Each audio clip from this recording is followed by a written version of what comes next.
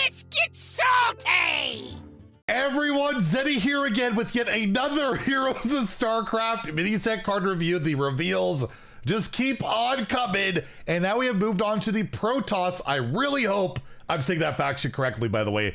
I think it's Protoss. I'm gonna stick with that. Let me know in the comments down below if I'm messing it up. But yes, the Protoss faction, mostly just the neutral cards that can be used by Druid, Mage, Priest, and Rogue.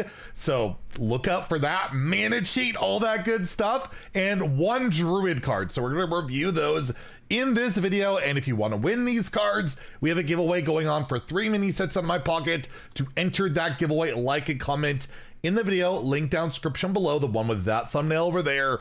Be subscribed to the channel. Every 1,000 subs we get until the mini set comes out, I will add another mini set. So hit that sub button, make me go Baroque. So starting off, we have Void Array, a 3 mana 3/1 mech. So it's one of the neutral Protoss cards usable by the classes we mentioned earlier.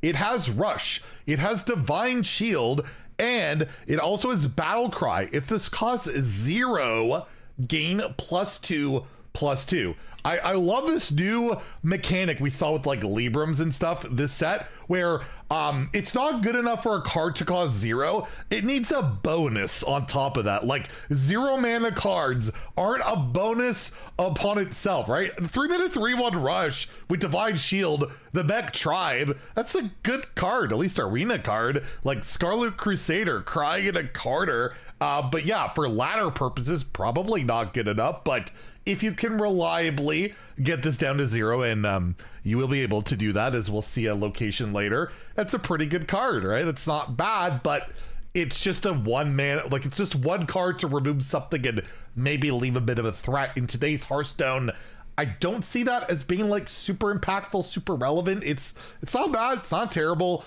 And especially we saw that like the spell that discounts your Protoss minions by 1.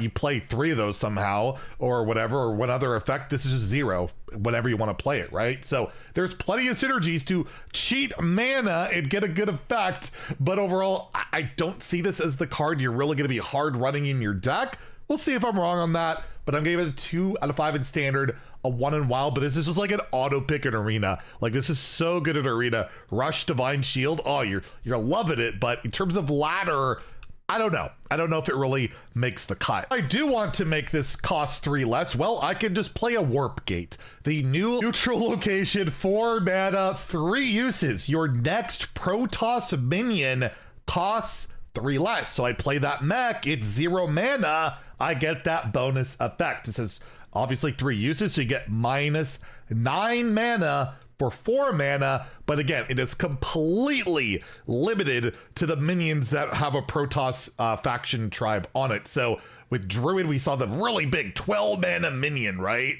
You can play this on 4, make it 9, 2 turns later, you can make it 6, right? Because it should stack, right? As long as you haven't played another Protoss minion. So that's something to consider. It's pretty slow in that regard. I feel like you really want to utilize, like, yeah, that cheat mech to make this work, but a card that can give a lot of mana cheat is something I will never ever rate as unplayable. Especially all 4 classes for Protoss have access to this and can utilize it somewhere it's gonna work out, or somewhere some way, right? It'll work out in one of those classes, probably Rogue or Druid or actually or Mage. Not Priest though, right? Priest is always bad. Oh wait, I have to play Priest in that invitational tournament. Anyways, we'll talk about that at another date. I'll give it a 3 out of 5 in standard. Again, I'm gonna give it like a 2 in wild. I feel like this mini set in particular is gonna have just so little impact in wild. We'll see if I'm wrong about that, but yeah, that much mana cheat. My God, I'm gonna complain so much if these cards are good. Mana cheat bad, but yeah, it's something I really cannot ignore. But here's another card that I'm absolutely not gonna ignore. Another really solid one here.